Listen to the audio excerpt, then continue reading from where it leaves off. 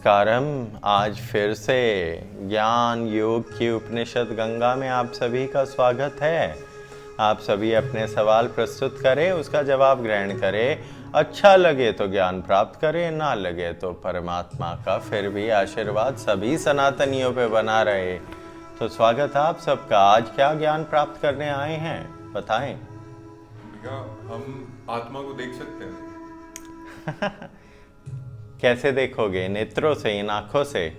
आत्मा तो एनर्जी है, फ्रीक्वेंसी है, ऊर्जा है। और जो तुम देख सकते हो वेवलेंथ है, वो कलर है, वो विबग्योर है, वाइट लाइट है। देख तो तुम तभी पाते हो ना जब रोशनी होती है। E=mc²। जब रोशनी आती है सूर्य से, उसकी किरणें आती हैं, तभी तो तुम देख पा रहे हो कि ये काला है, ये गोरा है, ये पतला है, ये मोटा है। इस सब से तो आत्मा परे है, क्योंकि आत्मा इस डायमेंशन से बिलोंग नहीं करती। इस डायमेंशन में पंच महाभूतों से जो चीज़ें बनी हुई है, सिर्फ उन चीज़ों को देखा जा सकता है नेत्रों से। और आत्मा को देखना है तो त्रिनेत्र को जागरूक करना होगा।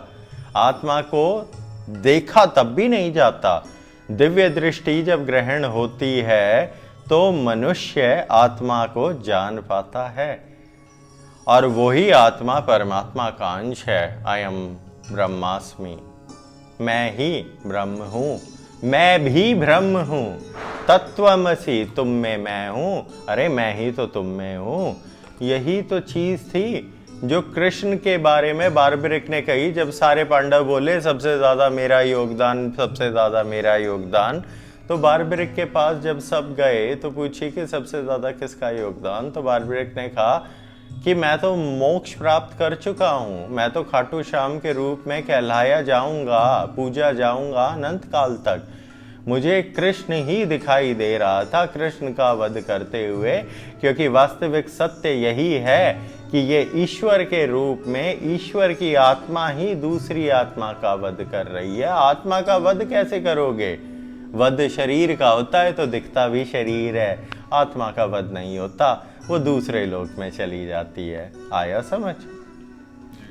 आप भाई कुछ लोग कहते हैं कि उनको आत्मा दिख गई, जैसे कहीं किसी को कहते हैं भूत की दिख गई रात को, या फिर कैमरे में कोई परछाई दिख गई। परछाई। Supernatural investigation, supernatural paranormal activities, ये सब सच है, हम झूठ नहीं कहेंगे। बट द थिंग इज कि जो आप देख रहे हो ना, वो आपका ब्रेन कॉन्कॉक्ट कर रहा है। क्योंकि जिसे आप देख रहे हो वो अगर प्रेत है, प्रेत आत्मा, वो जिसे मोक्ष नहीं मिला है, जो पितृलोक में नहीं जा सकती, या फिर जिसे धरती पे आने वाले समय में समय बिताना है, क्योंकि पश्चाताप की लीला है, तो आप उस ऊर्जा, उस एनर्जी के जब समीप आते हैं, करीब आते हैं, तो वो एनर्जी आपके मेंटल स्टेबिलिटी पे फंक्शन करती है। आपके राहु केतु, आपकी चेतना, आपकी बुद्धि, आपकी स्मृति। तो अंधेरे में अगर हाथी की पूंछ को छुआ तो किसी को सांप समझ आया, किसी को रस्सी, और किसी को तो पता नहीं क्या क्या समझ आ जाएगा। तो फिर जो दिखता है वो वास्तविक सत्य थोड़ी है। तो हाँ, they are supernatural entities and energies, they are all around you, but you will be influenced by them when and only when you're in your weakest। जब आप अपनी मानसिक संतुलन में सबसे कमजोर होंगे, तब ये दूषित ऊर्जाएं और फ्रीक्वेंसी आप पे हावी हो सकती है। वरना जो सच्चा भक्त है, उसके कौन से भूत प्रेत पिशाच, लो हनुमान का नाम और मारो पिछवाड़े पे लात। अब कोई कहेगा कि अरे गुरुजी आपने गाली दे दी है, गाली तो आकाश में चली जाएगी। अरे भैया, शब्दों का महत्व, इंटेंशन, वो मैटर करती है। जब ईश्वर से ही ये पूरी सृष्टि जन्मी, ईश्वर से ही संस्कृत जन्मी और हिंदी जन्मी और फिर लैटिन और इंग्लिश जन्मी, तो सभी शब्द उसी ईश्वर से जन्मे, उसी डमरू के नाद से जन्मे। तो फिर अच्छे बुरे क्या? अच्छे बुरे होते हैं विचार, शब्द नहीं। गाली आपके इंटेंशन है। और पूछे पार्थ, क्या जानता? कुछ लोग कहते हैं कि कर्ण पिशाचिनी देख ली उनने। नहीं, कर्ण पिशाचिनी के साथ तो सेक्स करते हैं ना वो। हाँ, क्या है वो कर्ण पिशाचिनी? क्या है कर्ण पिशाचिनी? एक देवी स्वरूप है, ये देवी स्वरूप है, आदि शक्ति स्वरूप है, 10 महाविद्याओं की देवियां हैं, तारा है, बगलामुखी है, त्रिपुर सुंदरी, ललिता बोलते हो जैसे, बगलामुखी है, उसके बाद कमलेश्वरी है जिससे हम जन्मे हैं, जिसे हम पूजते हैं सब कुछ। उसके बाद नवरात्रियाँ हैं तो ये 9 देवियाँ, शैलपुत्री, ब्रह्मचारिणी, चंद्रघट्टा, स्कंद माता, कालरात्रि, सिद्धिदायत्री, ये सब जो है ये उसी फेमिनिन एनर्जी की फॉर्म है। ऐसे ही एक और फॉर्म है, उसे कर्ण पिशाचिनी बोल लो। अब तुम नॉटी नॉटी पॉडकास्ट में जाके देख के सोते हो कर्ण पिशाचिनी कान में आके सब कुछ बता देती है और सेक्स करती है तुम्हारे साथ, तो तुमसे बड़ा दुष्ट और मलीच कोई नहीं। और तुम इसी सब को प्रमोट कर रहे हो पैसे लेके, और तंत्र का दुरुपयोग करके पैसे लेके बकरे काट के, ये सब ये धंधा चल रहा है इंटरनेट पे। आप सबको पता होना चाहिए, आप तो साक्षी हो, आप तो देख कर आए थे भारत। और पूछे। अच्छा भाई ये बताओ, कुछ लोग कहते हैं कि उनको छलावा दिखाया, छाया दिखी, जिनने उनसे इंटरेक्ट भी करा और उनको कुछ करने की गलत चोट पहुंचाने की कोशिश भी करी और फिर बाद में उनको याद दिखानी वो क्या होता है? जिस प्रकार इस्लाम में कहते हो शैतान हावी हो गया औरत को देख के और उसका बलात्कार कर दिया या जिन चढ़ गया, उसी तरीके से मनुष्य अपने दुष्कर्मों को भी ऐसे छलावों के स्वांगों में कहकर बच जाता है। गौर से समझे। सभी लोग जो ये कहते हैं मुझ में माता आ गई, देवी आ गई, वो सब सच्चे नहीं हैं। कंतारा मूवी देखी तो वास्तव में सच में देव हैं, लेकिन देव हर दूसरी गली में बाल खोल के नहीं नाच रहे पैसे बटोरने के लिए। वो एक ऊर्जा है, वो भक्ति का माध्यम है, वो स्रोत है। जो मनुष्य वो समझ पाएगा वो इस लीला को भी जान पाएगा कि देव क्या है, वनस्पति क्या है, प्रकृति क्या है, वन देवी क्या है। आप इस सब से जब जुड़ पाएंगे तो आप उस ईश्वर की बनाई लीलाओं को अपने त्रिनेत्र से देख पाएंगे, ना कि इन नेत्रों से, क्योंकि ये सिर्फ वो दिखाती हैं जो माया कहलाती है। और जाने बात तो भाई इसमें पहाड़ होते हैं, जैसे उत्तराखंड के लोग होते हैं, हिमाचल प्रदेश के लोग होते हैं, वो बहुत बात करते हैं इनके बारे में, सुपरनेचुरल एंटिटीज के बारे में, कि वहाँ पे अलग अलग फॉर्म्स में अलग अलग तरह की जो है वो होती हैं और इनको पता होता है, मतलब इनके कल्चर में होता है। तो क्या वो सच है, क्या होती हैं वो? आप सभी का कोई ना कोई कुल देवी या कुल देवता है, उसे देव से जोड़ा जाता है।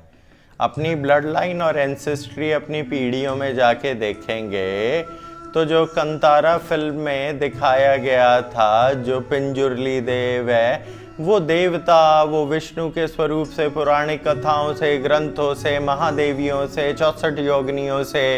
हिमाचल तो वैसे ही देवभूमि है, तो अनेकों देव, गंधर्व, उन सबको पूजा जाना, उनके पूजा के स्वरूपों को देव का नाम देके त्योहारों को सेलिब्रेट करा जाता है। उन त्योहारों पे समाज जुड़ता है, एकत्रित होता है और धर्म का प्रचार किया जाता है। ये उनकी देव पूजा है पार्थ। अब आप अपनी बताओ। भाई वो यूँ कहते हैं ना सुपरनेचुरल एंटिटीज है, या फिर पहाड़ों पे नेगेटिव एनर्जी ज्यादा होती है। अरे सुपरनेचुरल तो आप सब हो, ये शरीर पंच महाभूतों से बना है, ये प्रकृति है, इसके अंदर जो आत्मा वास कर रही है वो पुरुष है। ये पुरुष और प्रकृति जिस चीज से आई है, आपके अंदर जो आत्मा है वो उस परमात्मा ईश्वर का अंश है जो दूसरे डायमेंशन में बैठा है, तो वो तो सुपरनेचुरल है ही। लेकिन सुपरनेचुरल का मतलब क्या है? जो नेचर से ऊपर है। अरे वो तो उस चीज का अंश है जिससे नेचर बना है, तो सुपरनेचुरल आत्मा है। उस आत्मा को जो जान लेगा वो पुण्यात्मा कहलाएगा, महात्मा कहलाएगा, और जो उसका खंडन करके दुष्ट कार्य करेगा वो दुष्ट आत्मा कहलाएगा। पार्थ इसमें और इतना ज्यादा समझने का कुछ है ही नहीं। और सुपरनेचुरल का दुरुपयोग नहीं होता पार्थ, तांत्रिक सिद्धियों का भी दुरुपयोग नहीं होता, अघोर सिद्धियों का भी दुरुपयोग नहीं होता। अरे जिसने समग्र संसार का ही त्याग कर दिया, तू उसे क्या देगा रे? तू दे क्या सकता है? तू एक अघोरी को, एक तांत्रिक को, एक योगी को, एक ब्रह्म योगी को, एक सप्तऋषि स्वरूपा को क्या दे सकता है वत्स? ना वो खाएगा, ना वो तन पे कपड़े पहनेगा, ना उसे तुझसे कुछ चाहिए, वो सनातन के लिए जी रहा है, और वो एक शरीर दोबारा त्याग के नया शरीर धारण करेगा। यही तो संपूर्ण गीता थी पार्थ, पर मनुष्य समझ नहीं पाए।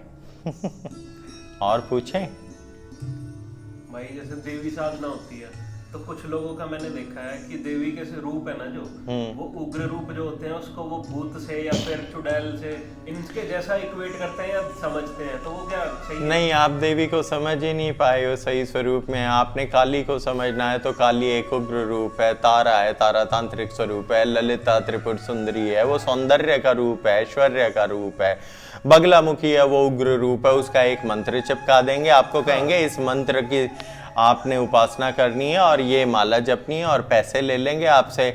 अरे देवी का नाम बताने के किस नाम के पैसे? अनेकों लोग हमें भी कॉल करके कहते हैं गुरुजी कोई मंत्र दे दो जिससे मैं करोड़पति हो जाऊं।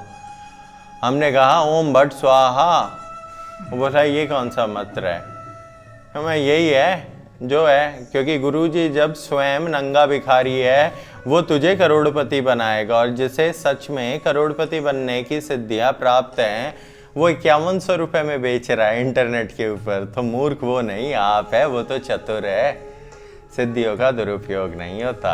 आप इस चीज को समझें, वास्तविकता समझे। तंत्र विधि है साधना मार्ग की, ये तंत्र का अर्थ होता है। और जो सच्चा तांत्रिक है वो अपनी सिद्धियों का दुरुपयोग नहीं कर सकता इस कलयुग में, क्योंकि सभी सिद्धियों के ऊपर काल भैरव का कवच है। अगर आपने किसी भी सिद्धि का दुरुपयोग करा तो वो सिद्धि सामने से आपका और आपके समग्र कुल का नाश कर देगी। तो जो प्रेत को पूजे वो प्रेत की योनि पाए, जो देव को पूजे वो देव की, और जो उस एक ओमकार की निर्गुणी की पूजा करे वो मोक्ष पाए प्राप्त। भाई मंत्र उपासना क्या होती है? मंत्र वाइब्रेशन है कुंडलिनी चक्रों को सक्रिय करने के लिए। लम हम रम ओम आम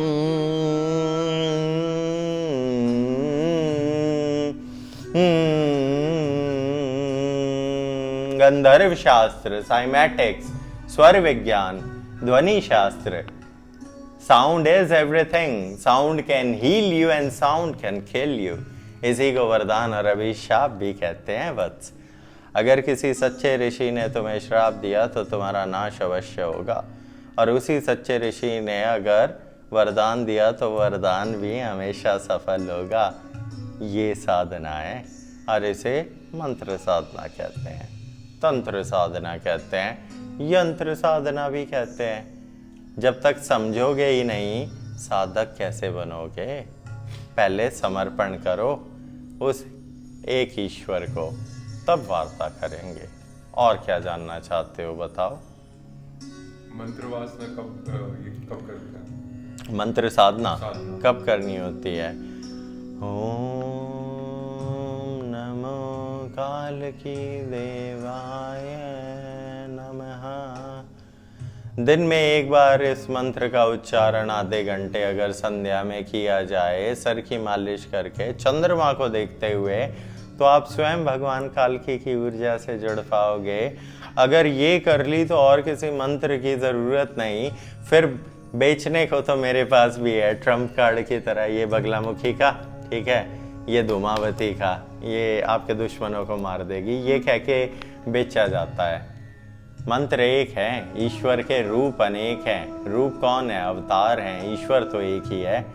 तो जब कृष्ण को पूजोगे तब भी राम की पूजा होती है, और जब राम को पूजोगे तो भी कालकी की पूजा होगी। ये वास्तविकता है मंत्र की वत्स। जान पाए? आप बताएं। और आप करें फिर। कैसा लगा आज का ज्ञान योग? हमें अवश्य बताएं, और हमसे जुड़ने के लिए नीचे दिए गए नंबर पे संपर्क करें। फ्री है। गौ सेवा करा करें। हमारी वही संपत्ति है, वही दान है, वही हमारा अभिमान है, वही जगत का कल्याण है। ओम नमो देवी कामधेनु नमो नमः।